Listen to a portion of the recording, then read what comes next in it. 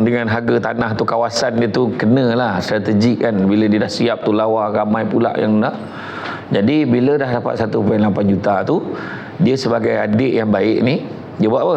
Dia pun bagi dekat adik-beradik dia. Tapi dia bagi macam mana? Yang nombor 1 ni, yang seorang ni 22,500. Yang seorang ni dia bagi 10,000. Yang seorang ni 18,000. Yang seorang ni dapat 14,000. Jadi soalan tu lah, saya pun tanya soalan yang sama. Apa soalan dia? Kenapa tak sama kan? Kenapa lain-lain? Dia cakap sebab dia orang dulu pernah, dia semua tu pernah berhutang dengan saya. Jadi saya tolak siap-siap. Dia kata macam tu. Dia kata, oh iya ke? Saya pun tanya soalan, apa salah lain saya tak sama? Dia kata dia tolak siap-siap. Dia kata, oh okey. Jadi bila dia dah bagi, masa dapat tu semua happy lah. Happy. Tapi bila macam saya kata tadi kan, bila dah jadi puaka ni kan, ni belum mati lagi ni, belum cerita mati. Tiba-tiba salah seorang tu bersuara, patutnya hasil duit tanah ni kena bagi sama rata. Ada salah seorang pada adik-beradik tu. Maka 7 beradik filekan ke mahkamah.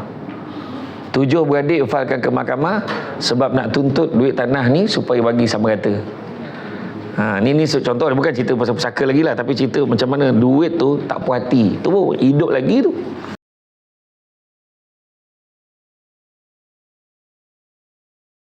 Rabbi syrah li sadri wa yassir li amri wahlul 'uqdatam min lisani yafqahu qawli. Alhamdulillah, syukur kepada Allah Subhanahu Wa Taala, segala puji bagi Allah Tuhan sekalian alam. Salawat dan salam ke atas junjungan besar Nabi Muhammad sallallahu alaihi wasallam. Terima kasih banyak saya ucapkan kepada tuan pengerusi acara yang bahagia lagi dikasihi Datuk Wira Abdul Wahab bin Abdul Latif, Timbalan Pengerusi kepada Syarikat Air Malaysia Berhad. Bahagia Encik Abdul Rashid bin Abdul Rahman, Ketua Pegawai Eksekutif, Encik Abdul Rahim bin Yusuf, Ketua Pegawai Operasi, Encik Ahmad Syahrul Muhammad, Ketua Pegawai Operasi Rakyat Trasti Berhad, dan seterusnya. Tuan-tuan dan puan-puan yang dikasihi sekalian, alhamdulillah, syukur sangat-sangat dengan limpah dan izinnya dapat kita bersama-sama pada petang ini bagi membincangkan uruskan pusaka sebelum jadi puaka kan. Aku tak tanya pun betul ke tak kan. Bila suruh cakap tak nak cakap, bila diam menyampuk macam itulah kan. Jadi bila cerita tentang pengurusan harta pusaka ni kita tahulah dia berkaitan dengan harta, berkaitan dengan aset yang kadang-kadang bila ada orang, bila dia tak nak kan, kita cakap kau simpanlah jadi pusaka, dia kata kan. Jadi orang sebut. Dan puaka ni jarang orang kaitkan dengan benda-benda baik. Jarang kan. Macam puaka kan, tak ada. Dia biasanya puaka ni orang kaitkan dengan benda-benda tak baik kan, penunggu, hantu kan. Jadi segala sifat-sifat yang tak baik, yang ada kaitan, ada iras-iras lah dengan syaitanir rajim tu, dia akan kaitkan dengan puaka. Jadi pengurusan harta pusaka ni adalah merupakan satu prosedur yang kita semua kena faham. Sebab seringkali kalau kita tengok, saya sendiri pun pernah tengok lah, macam mana meninggal aja seseorang tu, mati je seorang tu, tak sempat esok malam tu adik-beradik, keluarga, saudara mara bergaduh ni. Macam nak putus saudara, kenapa pula dia, apa pasal banyak ni, kenapa saya macam ni, kenapa macam tu. Sebab masing-masing cuba pakai logik masing-masing. Aku anak sulung, dia kata. Dia main-main macam tu pula kan. Dan kalau kita tengok, sampailah membawa kepada konflik merebut harta, pertikaian berlanjutan, sampaikan ada masalah penyelesaian mahkamah, dan begitu juga permusuhan keluarga, dan lagi teruk sekali melibatkan kes jenayah seperti ugutan, ancaman nyawa, nak bunuh dan sebagainya. Ada satu kes ni, harta ni tanah bagi dekat ni, kadang orang tak faham kan pasal prosedur kan. Ada satu hamba Allah ni, dia jumpa saya, kita bawa pergi ke pejabat peguam lah, sebab bincang adik-beradik kan. Adik-beradik ada satu tanah pusaka ni, nama mak dia. Jadi nama maknya, dia ada 7 beradik ke 8 beradik macam tu. Dia kata adik yang bongsu sekali, dia kata dia nak uruskan tanah ni, boleh tak mak, dia kata nak uruskan tanah ni. Jadi adik-beradik yang lain, adik nak buat lah mak, tanah pinggir. Tanah tu dah lah pinggir hujung, macam tanah berlekuk-lekuk, semak samun, tak ada siapa nak pun tanah tu. Adik nak buat lah, adik nak ambil lah. Nak cerita ni nak ambil pengajaran lah daripada cerita ni kan. So dia dengan dia pun nak, akhirnya mak dia setuju, mak dia pun sign, semua adik-beradik pun sign untuk bagi tanah tu dekat dia untuk adik dia usahakan. Kan, bila adiknya tu usahakan, dia dengan modal dia sendiri, dia ratakan tanah, dia tambak, dia ratakan, dan terbina lah dia buat satu JV agreement dengan syarikat pemaju. Terbina lah 4 lot rumah kedai 2 tingkat. 4 lot je, tapi besar dia dalam 22 kali 80 macam tu lah, panjang lah 22 kali 80. Dan akhirnya dia dapatlah pulangan, sebagai pulangan kepada dia setelah usahakan tanah tu dan dijual, dia dapat dalam 1.6 ke 1.8 juta. Dengan harga tanah tu, kawasan dia tu kenalah strategik kan, bila dia dah siap tu lawa ramai pula yang nak. Jadi bila dah dapat 1.8 juta tu, dia sebagai adik yang baik ni, dia buat apa? Dia pun bagi dekat adik-beradik dia. Tapi dia bagi macam mana? Yang nombor 1 ni, yang seorang ni 22,500, yang seorang ni dia bagi 10,000, yang seorang ni 18,000, yang seorang ni dapat 14,000. Jadi soalan tu lah, saya pun tanya soalan yang sama. Apa soalan dia? Kenapa tak sama kan? Kenapa lain-lain? Dia cakap sebab dia orang dulu pernah, dia semua tu pernah berhutang dengan saya, jadi saya tolak siap-siap. Dia kata macam tu. Dia kata, oh iya ke? Saya pun tanya soalan, apa salah lain saya tak sama? Dia kata dia tolak siap-siap. Dia kata oh okey.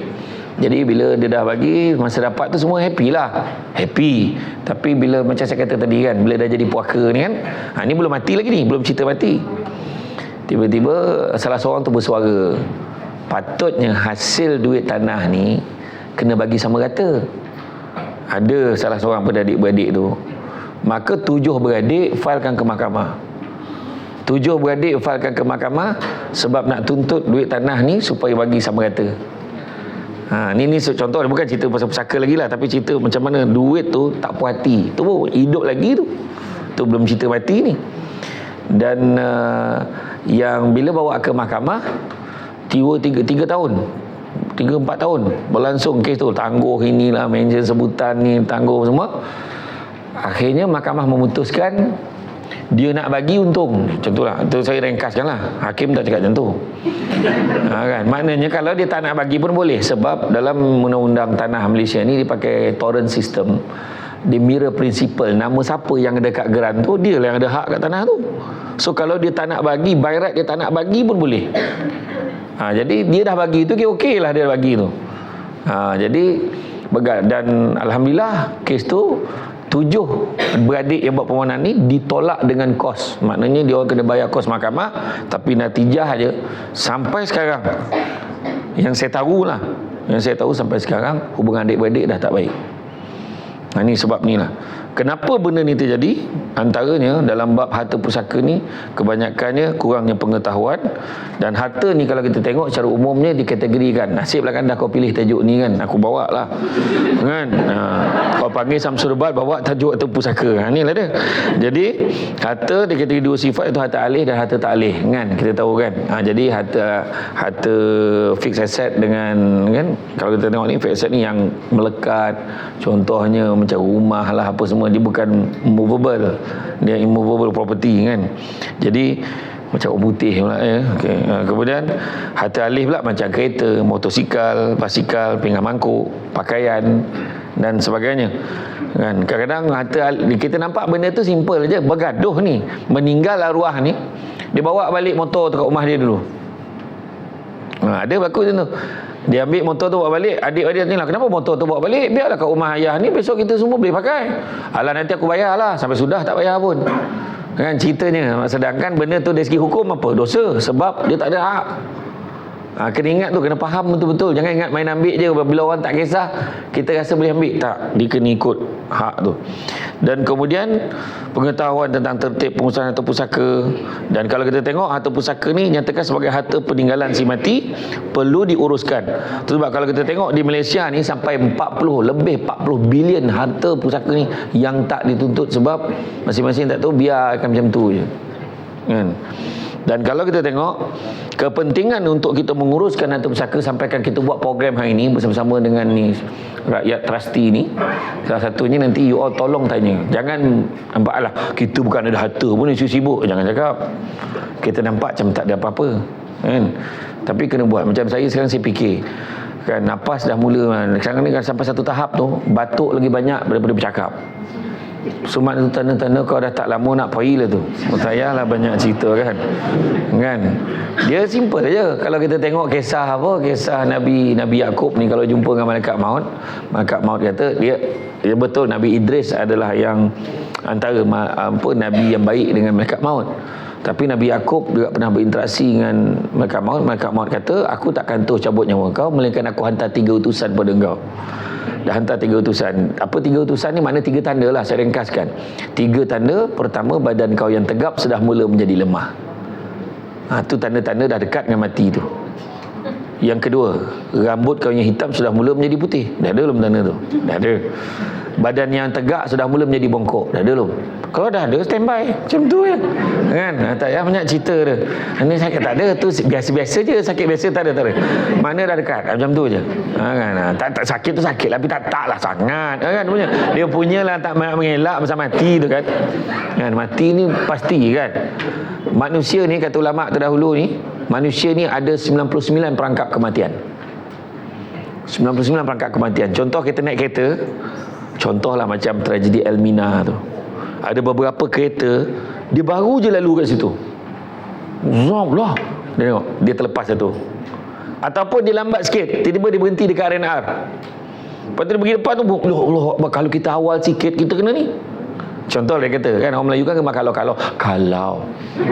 sedangkan tak boleh berkalau-kalau kan.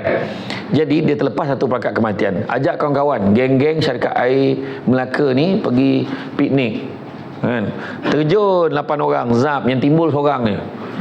Yang lagi 7 tak timbul, tak jumpa jalan nak naik dah, mati terus contohnya. Terlepas satu lagi perangkap kematian. Dulu ada orang naik kereta, flyover tengah buat tu jatuh, himpap kereta yang lalu kat situ. Kan, pencawang jatuh, himpak kereta. Yang tu je yang kena, kita sikit lagi terlepas. Dekat kawasan taman perumahan tepi lereng tu, runtuh habis, rumah kita je tegak. Ya Allah, itu nasib baik rumah kita tak kena. Terlepas satu lagi perangkap kematian. Itu yang disebut 99 perangkap kematian kita boleh terlepas. Tapi ada satu perangkap kematian yang kita tak boleh lepas, iaitu perangkap usia tua. Lepas tua habis dah. Tak ada lagi dia bercerita lagi lepas ni ada ni dia jadi tak. Lepas tua mati, itu je. Kan, tak ada dah kan. Itu sebab Nabi minta umur umat dia jangan panjang-panjang sangat. Ya Allah, umat aku janganlah kau bagi umur panjang ya Allah. Itu sebab umur rakyat Malaysia pun kita sekarang ni semua seluruh dunia ni standard dia. Kebanyakannya usia 60 tahun. Kalau 70 tahun bonus. 90 tahun ekstra. Kan? 80 tahun ekstra, 90 tahun gegar vaganza kan. Jadi kalau 100 tahun hidup lagi memang buat tugu dah dekat syarikat ni kan, naik kat depan tu manusia tertua dekat syarikat air Melaka. Kan macam tu lah. Sebab dia tak ada. Kita tak boleh nak agak dengan usia kita. Tapi dengan adanya Nabi sebut jangan bagi umur panjang, kita boleh agak lah. Tu sebabnya umur 60 tahun tak ada apa dah fikir lah.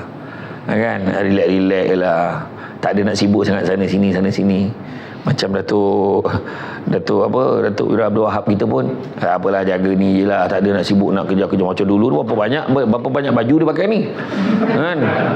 Dulu dengan jawatan ini sampai pagi malam tak habis jawatan lah. Semua habis, semua dia berapa banyak meeting nak kena jaga kan. Tak, sampai satu tahap kita nak settle down dah. Itu yang kita tengok yang bila dah berusia emas tu mula pergi masjid. Sebab tu hikmah dia bila Tuhan bagi macam tu. Kalau tidak, bayangkan kalau umur kita macam umat Nabi Nuh kan. Umat Nabi Nuh 950 tahun. Tak ada orang dengan camah hari ni kan. Lambat lagi lah, biarlah orang nak mati tu biarlah pergi. Dia lambat lagi 950 tahun baru mati. Bayangkan. Contoh tanya, kau bila nak pencen adalah 700 tahun lagi. Bayangkan macam tu lah ayat dia kan. Macam tu lah ayat dia kan. 950 tahun. Sila-sila yang pasang kamera ni pun, dia pasang kamera, dia beritahu saya nanti dah habis tolong off saya lah off sendiri. Dia pun tak ada masa nak tunggu, banyak benda lain nak buat kan. Jadi kenapa kita nak buat ni? Sebab apa? Kenapa penting pengurusan harta pusaka ni? Yang pertama untuk memastikan kestabilan keuangan waris. Bila kita tak ada, macam contohlah nampak dahsyat dia, kereta besar, rumah besar, tapi mati dia tak bersedia dengan pengurusan harta, kesian isteri dia macam tak berbela. Maknanya mati je suami tu contoh dengan kaya raya, anak macam tak ada apa pun tak ada. Pak saudara masa tu lah, jangan cakap lah inilah bapa saudara kau, kalau ayah kau tak ada, inilah gantinya. Taik lah bukan semua macam tu kan. Nak capat yang betul-betul lah, tapi bila time harta, bila nampak dia layak untuk tuntut, dia akan tuntut habis-habis. Sampai tahap tu dia kesian bang, tak payahlah kita tuntut, kesian. Habis adik-adik abang lain tuntut, takkan abang nak biar je. Dia fikir macam tu. Dengan mak mentua pun nak hak dia kan. Rumah anak dia duduk dengan bini dia tu, betul dia dapat tahu dia pun ada hak, dia minta. Sebab tak diuruskan, waktu hidup tak diuruskan. Dia fikir dia akan hidup selama-lamanya. Itu sebab Nabi ada pesan. Nabi pesan manusia yang paling cerdik adalah manusia yang sedar dia akan mati dan bersedia dengan kematian dia. Salah satunya ni ya. Saya pun Nabi tu dah rumah saya. Abang kalau mati besok, abang dah siap dah hibahnya. Kalau macam-macam ni, kau jangan risaulah, adalah bahagian kau. At least bolehlah nak mulakan sesuatu. Nak rehat kau, nak buat apa kau, adalah benda ya. Kan? Abang ni situ pula fikir. Lah, habis nak fikir apa lagi? Kan? Macam tu kan. Dia tak boleh nak kita tak boleh nak buat wasiat, awak tak dibenarkan kahwin dengan orang lain setelah saya tak ada. Tak ada macam tu kan. Kan? Itu bayang sampai mati cemburu pahala kan. Tak adalah. Tapi maknanya yang kita kena fikirkan ni kebajikan. Tu yang ayah bil suami ni kadang tak fikir benda ni. Dia dah lah dah lah orang kata pemenang OT kan. Dia orang yang trusty ni, dia faham lah kan, breadwinner. Maknanya dia tu tunjang keluarga. Tunjang keluarga, dia je cek rezeki. Bayang ada satu hamba Allah ni, dia yang bekerja, dia sama cek duit, bagi bini segala kesenangan, tapi mati je dia. Isteri tak kerja, tak pernah kerja, bawa kereta pun tak reti. Lepas tu nak urus anak-anak lagi. Masa tu mulalah orang datang, nak pula isteri muda lagi. Tak apalah, biarlah abang bantu. Abang ni bukan apa, abang tak boleh tengok orang susah macam tu kan. Datang fitnah dan sebagainya. Benda-benda macam tu lah kita nampak benda tu simple. Lepas tu bila sampai satu tahap hidup susah, mulalah. Dah dalam kubur nak menyumpah bapak lagi. Ayah banyak duit untuk diri dia, tak pernah fikir pasal kita. Kan? Itu masa datang apa tu, yang rakyat trustee tu boleh datang bagi talk, dia bukan apa, tergelak je kerjanya, dengarnya tidak. So tanya soalan tak nak tanya, macam faham sangat. Contohlah, ni bukan kat sini, tempat lain, sini okey. Ni ambil peristiwa tempat lain. Kan? Jadi penting sangat-sangat. Walaupun sikit, contohlah tolak duit gaji kita setiap bulan RM50, yang penting ada nilai dia untuk waris kita lepas kita tak ada. Dulu memang mak kita selalu cakap, biar ada aku mati tak tinggalkan harta pun tak apa.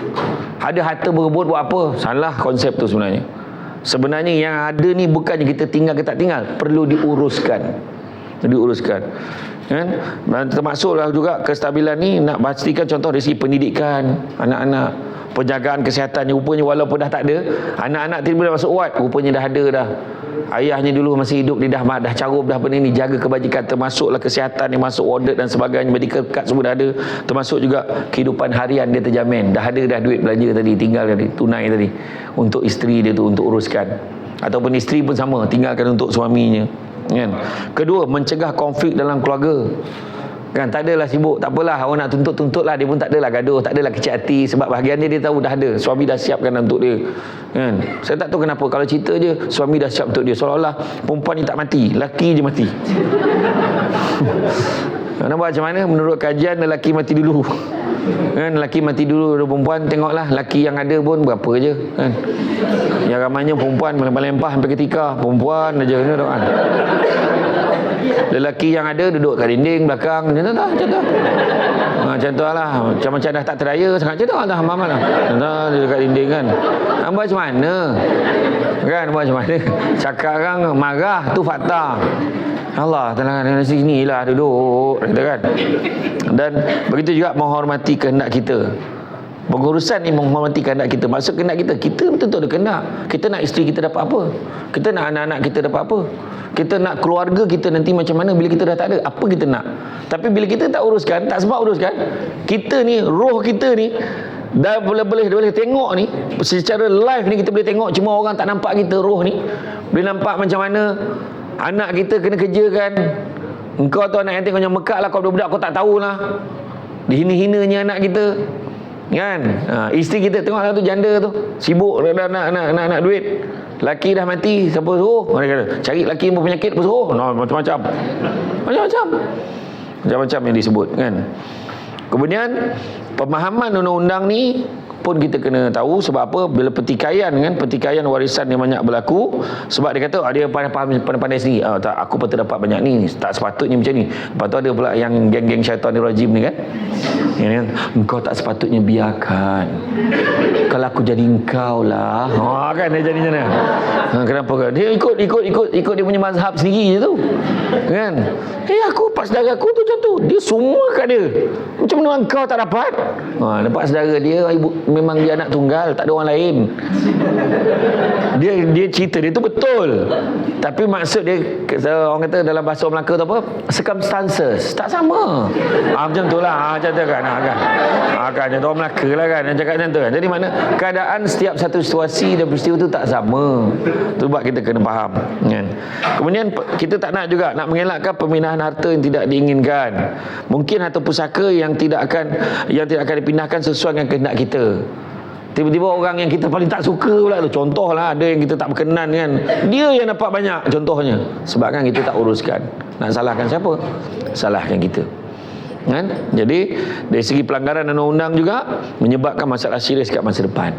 Betul, banyak berlaku anak-anak apa semua jadi ni, isteri pun tak tahu, tak tentu arah. Sudahnya daripada berniaga bagus apa semua, terpaksa jual rumah pula, dia tak dapat penuh pula tu, berebut pula adik-beradik tu kan. Sudahnya buka lah meja kat tepi jalan, berniaga nasi lemak power kan, nasi lemak SAMB dia kata. Dia pernah kerja sana. Nasi lemak SAMB dia kata kan. Nasi lemak ni power punya, dia pakai air, memang air terawat dia kata, dia tak pakai air biasa. Contohlah. Manalah tahu dia buat, dia terpaksa nak berniaga macam tu. Lepas tu tengah berniaga, alhamdulillah dah ramai kena sita pula gerai kat majlis.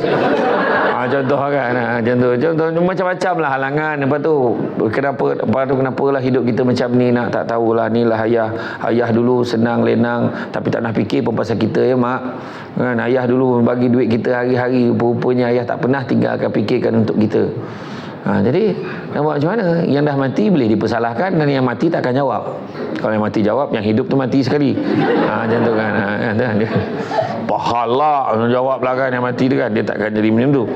Dan begitu juga penyalahgunaan kuasa pun akan berlaku, sebab dia ingat benda tu dia boleh buat dan dia suruh semua orang sign. Orang yang tak faham apa-apa ni sign, setuju, sedangkan haknya ada dekat situ kan. Dia orang kata dalam bahasa Melaka juga dia panggil misrep kan, misrepresentation. Maknanya dia mempengaruhi orang dengan maklumat yang salah. Dia kata ni boleh ni, tak apa sign je, kita pun setuju, kita yang wavekan hak kita sampai bagi dekat orang lain. Itu yang penting kita kena faham. Dan apa cabaran yang mungkin dihadapi adalah kalau kita tengok masyarakat kita ni kurang cakna dalam hal pengurusan harta pusaka. Banyak masalah yang akan timbul. Antara masalah yang dihadapi oleh apabila mentadbir harta pusaka, tuntutannya, pembahagiannya kan. Secara asasnya pengurusan harta pusaka ni, kalau saya dulu tak susah sangat, sebab dulu kebetulan mak ada rumah. Mak saya, arwah abah saya dulu tinggalkan rumah di Seremban di Paroi itu ada satu rumah. Mak saya duduk sekarang dekat Pancur tu. Jadi bila bawa ke pejabat tanah, pentadbir tanah tu, harta-harta lain, harta alih semua tumpang sama. Jadi pergi ke pejabat pentadbir tanah dekat mahkamah yang kecil tu. Saya adik-beradik semua berdirilah. Lepas tu hakim pun tanya, yang ni sekarang ni rumah ni tukar nama ni lah nama mak saya. Setuju kan. Ini maknya pun, nenek saya pun datang, arwah nenek pun datang. Dia masa tu pun ada. Dia ni acik nak tak bahagian acik? Saya nak bahagian saya. Tua-tua pun nak. Tu saya kata tadi, tu hak dia, kita tak boleh marah, tu hak dia. Dia memang ada hak, bahagian dia berapa dia ambil. Kemudian ni ada harta-harta alih ni. Ni kereta ni macam mana? Kereta ni saya serahlah. Kita beradik-beradik semua letak nama mak. Okey, bagi kat mak. Okey. Ni motosikal yang ni. Tu adik saya sekarang tengah pakai dekat masa tu dekat Perak. Di UiTM dekat Penang, di UiTM Penang. Okey. Ni satu ni, motor Honda Cup ni. NU 502. C70, kelajuan maksimum 40 km sejam. Dah hantar kat Tukun dah. Memang motor pun dah tak ada. Dia tanya, ni bagi kat siapa? Bagi kat dia. Tunjuk kat saya. Motor dah tak ada yang Arif. Motor tu dah tak ada. Bagilah, saya kata.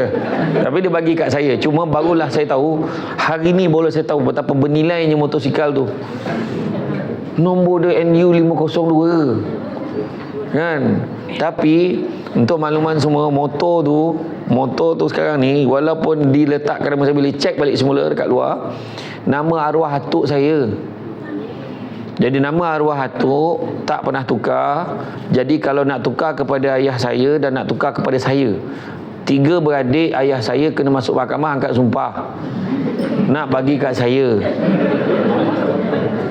Ayah dah tak ada, tinggal 2. Baru ni pakcik seorang tak ada, tinggal seorang. Apa kejadahnya kau sekadar nak angkat sumpah nak bagi motor yang tak berapa ratus ringgit tu dulu.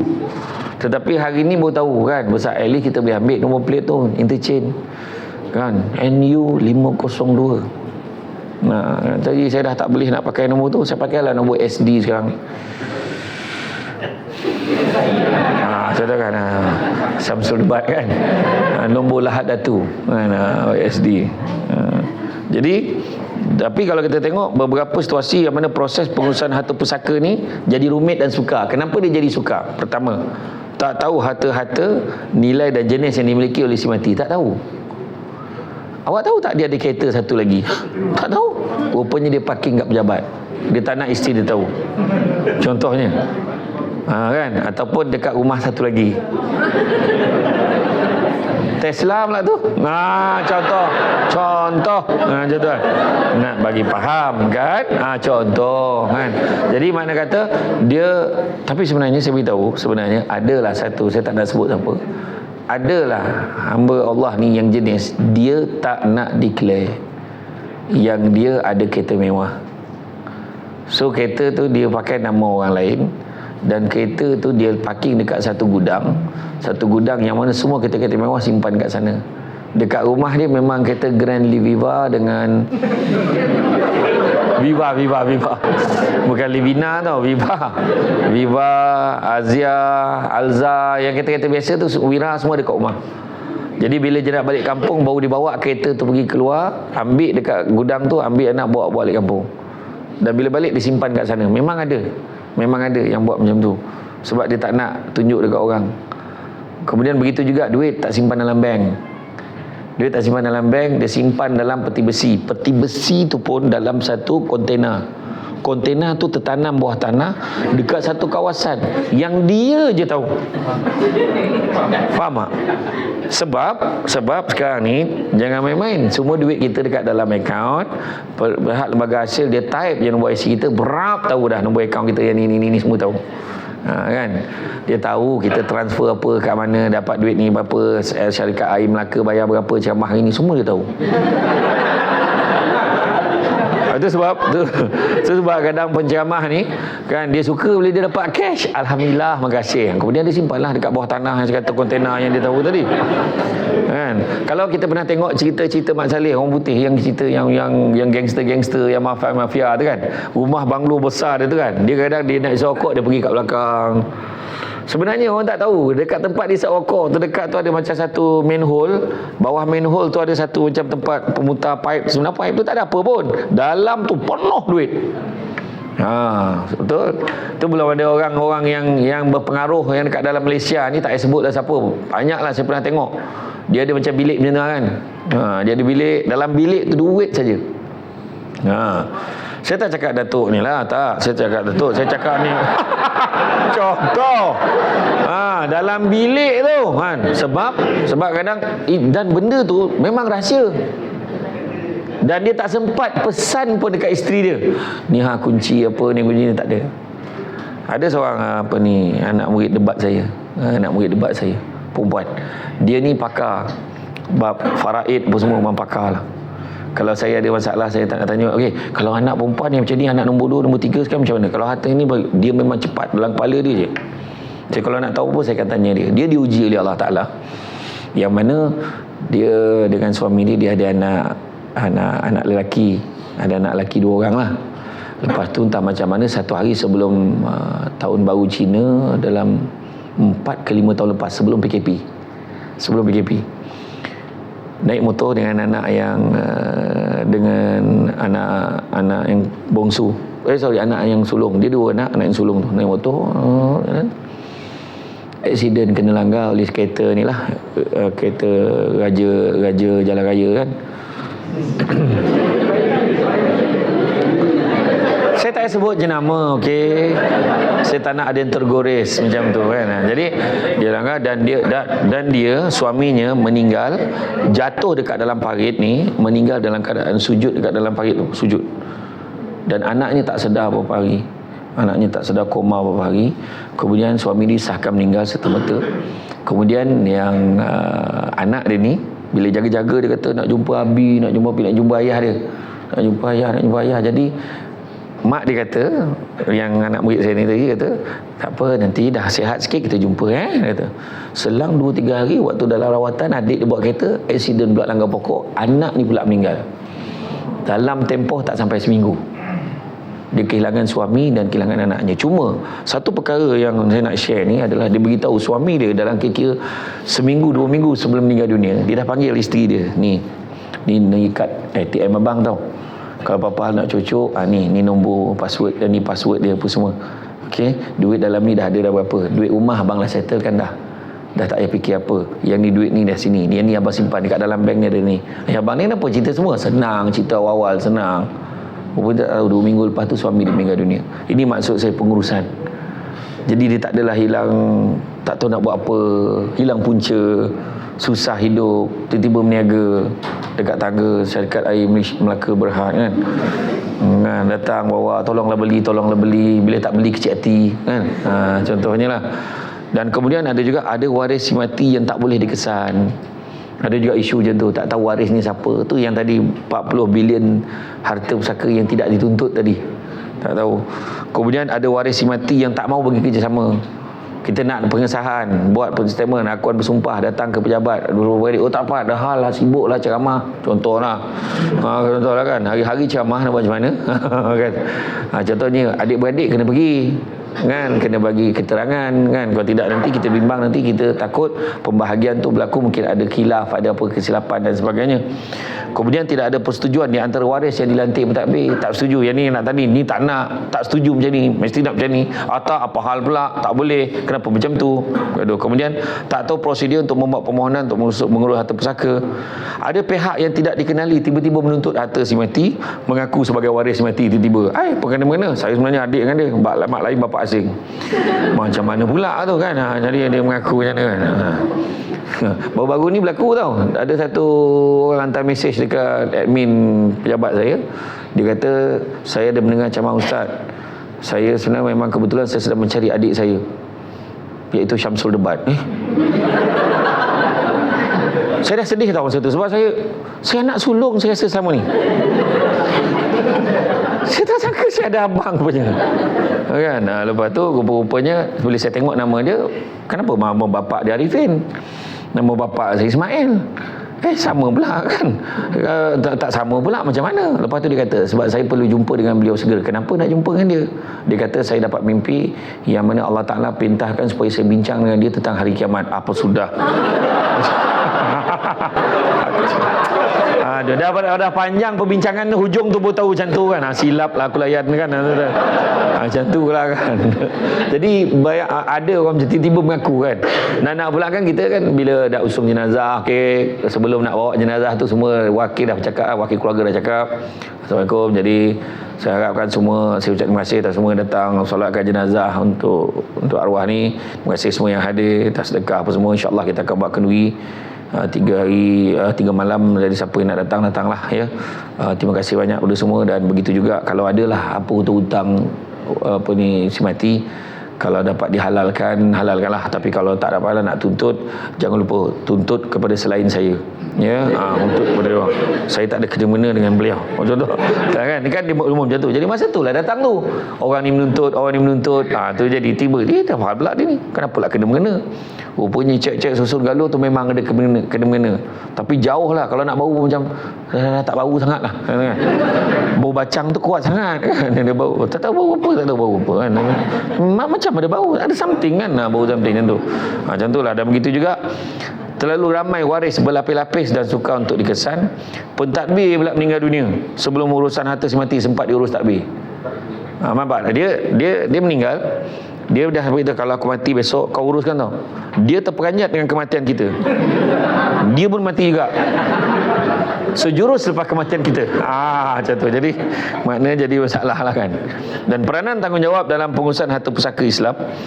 Dalam pengurusan harta pusaka terdapat beberapa peranan tanggungjawab perlu dilaksanakan oleh waris, pentadbir dan pengurus harta. Dan kita tengok waris. Apa peranan waris? Peranan waris penting dalam pengurusan harta pusaka.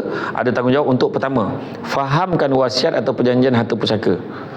Waris perlu memahami dengan jelas jika kandungan wasiat atau perjanjian harta pusaka ditinggalkan oleh pewaris. Dia tinggalkan macam ni, siap beritahu, ni ayah nak beritahu, ni ayah niat ni, rumah ni ayah nak kau bagi letak nama Alung kau ni. Dan semua dengar, bagi dekat Alung kau ni. Besok jadi apa-apa kat ayah, bagi kat Alung. Alung ingat, rumah ni macam mana pun jangan jual. Dan duduk adik-beradik sekali hari raya berkumpul lah kat sini, sampailah berapa keturunan besok. Kau mati pun kalau kau nak turunkan kat anak cucu kau, jangan jual pada orang luar. Contoh je dah pesan dah tu. So kena ingatlah benda tu kan. Kemudian harus mengetahui hak dan tanggungjawab berdasarkan arahan yang ada. Kemudian menguruskan harta dengan berhemah, menjaga. Dia banyak masalah apa tahu, contoh kan, si ibu penyakit kanser, atau ibu ni disahkan akan meninggal dunia dalam tempoh 6 bulan lagi. 6 bulan ke setahun je dia punya jangka hayat. Doktor cakap kalau tengok cara saya target tak sampai setahun. Jadi masa tu si ibu ni dah buat dah, untuk ni duit harta dia ni 10,000 bagi kat suami. Kemudian untuk anak dia nanti 15,000, contoh 20,000, 30,000 contohnya untuk anak dia. Untuk anak dia ni pula, anak dia hanya boleh pegang duit tu nanti setelah berusia 18, ada yang tulis 21. Tengoklah, dia dah letakkan syarat macam tu. Dan sementara tu yang bertanggungjawab untuk uruskan adalah ayahnya tu. Tu banyak hal berlaku. Bila time ayah uruskan, ayah tu tiba-tiba macam-macam lah buat. Tiba-tiba belanja girlfriend pakai duit tu. Tapi dia bagi alasan untuk tujuan dia, wahal makan sikit dia, tapi benda untuk benda lain banyak kan. Dia beli telefon, kononnya telefon tu untuk call iPhone 15 pula tu. Contohlah kan, untuk call anak. Contohlah, maknanya digunakan dengan sewenang-wenangnya. Jadi bila anak tu dah dewasa sampai tahap nak serahkan tu, dah tinggal mungkin 5-6 ribu je mungkin. Tapi benda tu sebenarnya amanah. Amanah kita kena faham, maksud amanah adalah menunaikan hak orang lain, menyempurnakan hak orang lain, tidak mengurangi hak orang lain, dan meletakkan hak tu pada tempat yang sepatutnya. Itu adalah amanah. Kita kena jaga. Dah banyak kadang-kadang lepas tu dia tukar kereta baru, dia guna duit tu buat down payment buat kereta baru, kononnya untuk hantar anak sekolah, tapi kereta yang dia beli tu tak adalah apa sangat kan, BMW kan, 7 series pula tu. Contohlah kan. Jadi makna melampau lah. Jadi makna benda-benda macam tu yang kita kena tengok kan. Bertanggungjawab dengan berhemah, jangan kita berlebih-lebihan kan. Berkomunikasi dengan pentadbir dan pengurus harta. Waris perlu komunikasi dengan aktif dengan pentadbir dan pengurus harta untuk memastikan pengurusan yang lancar dan efisien. Beri maklumat diperlukan, bekerjasama dalam pemindahan harta dan berunding dengan keputusan-keputusan. Kemudian mematuhi undang-undang dan peraturan. Pentadbir pula individu pihak tugaskan atau dilantik oleh pewaris atau mahkamah untuk menguruskan harta pusaka. Tanggungjawab utama pentadbir adalah pertama, menguruskan harta pusaka. Uruskan. Panggil adik-beradik mana ni. Saya tengok kan kadang-kadang arwah ni, kadang-kadang ada satu kes ni lah, arwah ni dia beritahu dah anak-anak dia. Sekarang ni contohnya katalah ni ada 1, 2, 3, 4, 5, 6 beradik. Depan ayah ni, ayah nak beritahu rumah ni ayah bagi dekat Along. Contoh ni hujung sekali. Semua ada masalah. Okey je. Okey, kemudian tanah kebun tu tiap-tiap tahun dapatlah hasil. Dapatlah 5-6 ribu setahun. Itu bagi dekat Angah. Yang kecil ni dah begini, aku apalah tinggal untuk aku. Contohlah kan. Lepas tu yang ketiga, tu ada satu ni, ni ada satu rumah sewa yang dekat sini, yang tu Alang ambil. Yang ni pula ada satu kebun, yang ni ada satu ni, sampailah yang ke-6. Kadang-kadang bila dia cakap tu, dia tak sempat nak mutamatkan dengan hitam putih. Tapi semua dengar. Semua dengar benda tu. Tetapi lepas tu bila meninggal tak sempat execute tadi dalam bentuk perjanjian tadi ataupun apa wasiat dan sebagainya, dia mula bersuara, sebenarnya hari tu ayah tak adil. Wah, dia kata. Wah, depan ayah itu seberat, mengangkat muka pun tak berani. Ayah nak bagi kat ni, yelah, okey je, tak ada masalah. Bila arwah ni dah tak ada, bukan main dia lah orang. Sebenarnya ayah silap dalam hal ni. Ayah tidak memikirkan hati dan perasaan anak-anak dia.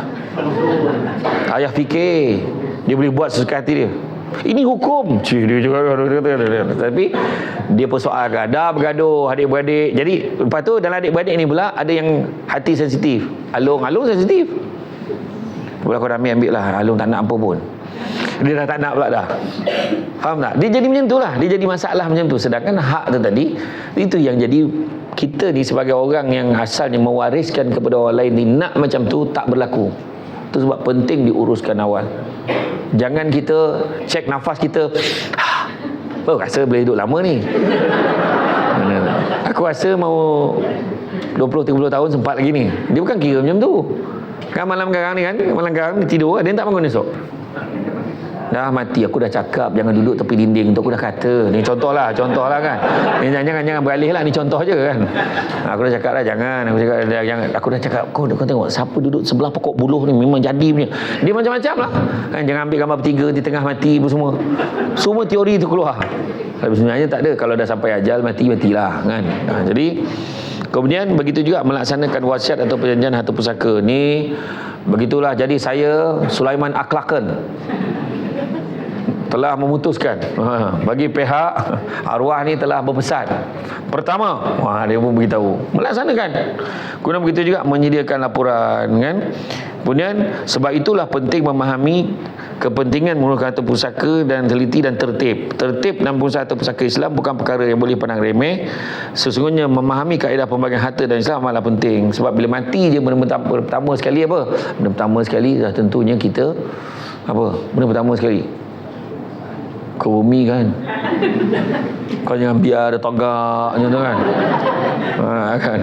Ya udah uruskan dia kan. Tu kos tu, duit tu untuk tu dulu. Kan, kemudian dah sudah tu baru apa? Settlekan hutang piutang dia. Lepas tu faraid. Ya kan. Tu semua. Tu tapi semua benda tu kan dah kelang kabut kan. Apa nak buat ni. Kan. Tu sebabnya ada orang masuk khairat kematian. InsyaAllah ada tu siap. Nanti dengarlah penerangan daripada pada mereka lebih pakar yang ada banting di sebelah kiri saya ni. Kan. Belakang rakyat. Pastikan dia ada sebab tu. Dia bukan sesaja dia tercongok situ. Dia bukan saja-saja je. Tiba-tiba dia ada. Kena fahaman. Jadi, terima kasih banyaklah kan. Jadi saya bagi general aja. Tapi secara detail nanti siapa nak tanya boleh tanya. Boleh tak nak tanya? Tolong tanya. Sebab benda ni misteri. Kalau sekarang ni saya pesan, ambil kertas ataupun ambil phone sekarang, WhatsAppkan kepada nombor telefon pengacara majlis. Ada tak nombor pengacara majlis? Ada. Tolong WhatsApp dekat dia sekarang apa soalan nak tanya berkaitan dengan urusan harta pusaka. Bagaimana hak apa? Sebab saya tahu kalau suruh tanya, ada apa soalan? Macam tu lah. Koma, darah tak jalan, oksigen tak sampai ke otak, nak mati sangat dah, apa semua kan. Kan macam tu kan. Jadi mana siapkan soalan tu supaya nanti MC akan bacakan soalan tu supaya boleh dijawab oleh ni. Dan ada beberapa soalan biasa yang akan di-explain oleh pihak rakyat Trustee Berhad ni. Dia akan explain tentang persoalan yang biasa berlaku, konflik yang biasa berlaku. Tetapi kalau ada soalan-soalan tambahan, bagi je. Sebab ini peluang dia. Ini peluang dia kan? Dan kepentingan ni adalah nak jaga objektif maqasid syariah dalam mempertahankan agama, nyawa, akal, harta dan keturunan waris. Kita ni punyalah elok contoh lah. Orang cakap, hui Samsul debat tu cenia sekali anak bersepah. Tu anak Samsul debat tu apa dia buat kat sini tu, tengah cek meter air. Apa hal tu? Bukanlah kata saya menghina karier tu, tak. Tapi kenapa dia daripada anak Samsul debat dia kerja situ? Rupanya tak. Dia memang suka kerja dekat situ. Sebab dia suka dengan suasana dekat situ agaknya. Tapi orang akan bertikaikan tak? Orang akan tanya, apa pasal dia berniaga dekat situ? Jalan, kenapa salah dia? Ayah dia tak buat apa-apa ke? Kenapa jadi macam tu?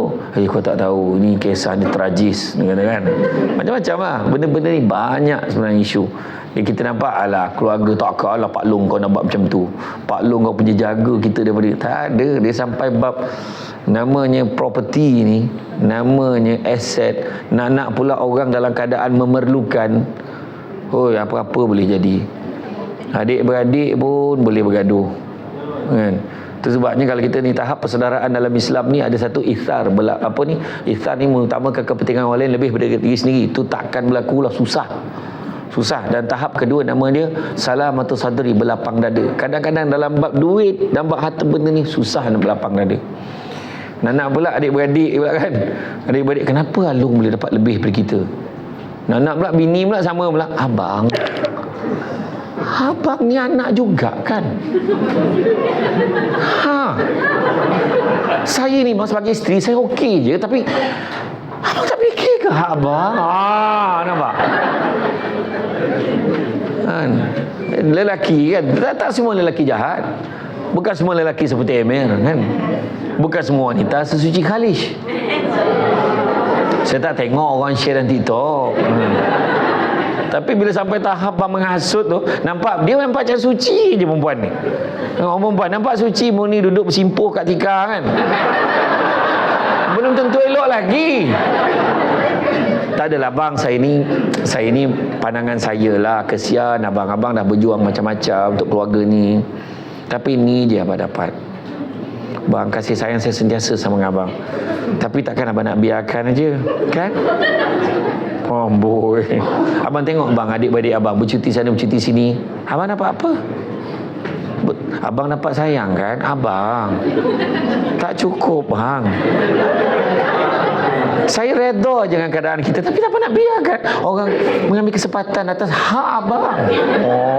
Sedap cerita dia. Itu saya kata tadi, jangan main-main. Itu sebabnya, dan benda ni, pembahagian harta ni semua malam penting semua dah digariskan dalam Al-Quran dan hadis. Jadi syur saya kepada semua, tolong jaga. Ada sebab Nabi sebut tu, manusia yang paling cerdik adalah manusia yang sedar dia akan mati dan bersedia dengan kematiannya. Sebab kita mati ni tak tahu. Ada siapa tahu mati bila? Itu sebabnya. Tapi ada satu yang tahu mati bila, iaitu orang yang mengidap penyakit kanser yang teruk. Biasanya doktor dah beritahu dia mungkin ada masa dalam 2-3 bulan kadang-kadang. Itu dialah manusia paling beruntung sekali sebab dapat soalan bocor. Yang kita ni tak dapat soalan bocor, perasan hidup lama. Yang dia pula dah tahu nak mati, dia dah siap dah. Mak ni duit 10,000 bagi dekat Alung kata nak berniaga. Lagi 20,000 mak dengan ayah share lah pergi umrah. Lepas tu balance ni lagi 20,000 ni mak tolong pecah-pecahkan, bagi 1,000 bagi dekat wakaf pembinaan masjid. Kita dah ready dah. Lagi 500 balance tu mak tolong top upkan handphone. Sebab je nak telefon seorang nak minta maaf, contohnya. Dan memang menurut anak murid debat saya di USIM, dia dah buat kajian, lebih 90% mereka yang meninggal dunia sebab kanser. Cuba cek siapa mak, ayah, adik-beradik, siapa meninggal sebab kanser, dia akan meninggal pada hari dan bulan yang baik. Cuba tengok. Dia akan meninggal pada Rejab, Syaban, Ramadan ataupun Isnin, Khamis, Jumaat. Betul atau tidak? Cuba cek. Dia memang kebanyakan, itulah rahsia dia. Sebenarnya ramai orang tak perasan. Itu sebabnya bersedia. Lain lah kalau ada kat notice board dekat bawah tu, kan, senarai kematian minggu ini. Cuba tengok, kan. Tengok. Engkau. Nama tak ada, balik. Nama kita tak ada, balik. Happy kan nama tak ada, kan. Yang seorang, nama engkau besok, besok. Pergilah dia dekat surau. Surau tingkat berapa? Surau tingkat 2. Dia jumpa dengan pengurusi surau. Tolonglah doakan lah, minta tangguh. Aku nak kenduri ni. Lepas kenduri tu nak matilah. Yelah, aku cubalah. Nasib lah kau mabur kau tak, kau terima je lah. Ni pun ya Allah. Ni salah seorang jemaah dekat surau ni, ya Allah. Dia minta tangguh kematian ni, ya Allah. Dia ada kenduri yang dia nak selesaikan, ya Allah. Tolonglah, ya Allah. Alhamdulillahirrahmanirrahim. Dia pun pergi tengok. Padam nama dia. Padam tu tak apa. Dah yang bawah tu pula gantikan dia. Apa hal aku pula ni, dia kata. Dah aku pula mesti celaka betul, dia kata. Engkau ni, dia marah kawan tu. Dah dia pula pergi ke surau, dah tak ada kerja, mesti surau. Di surau memang tak boleh balik lah, tunggu kat surau. Siapa lagi. Dia tak macam tu, kita tak tahu kita mati bila. Kan? Kita tak tahu mati bila. Mati tu rahsia. Jadi tuan-tuan dan puan-puan, saya sebenarnya minta maaf banyak sebab saya ada emergency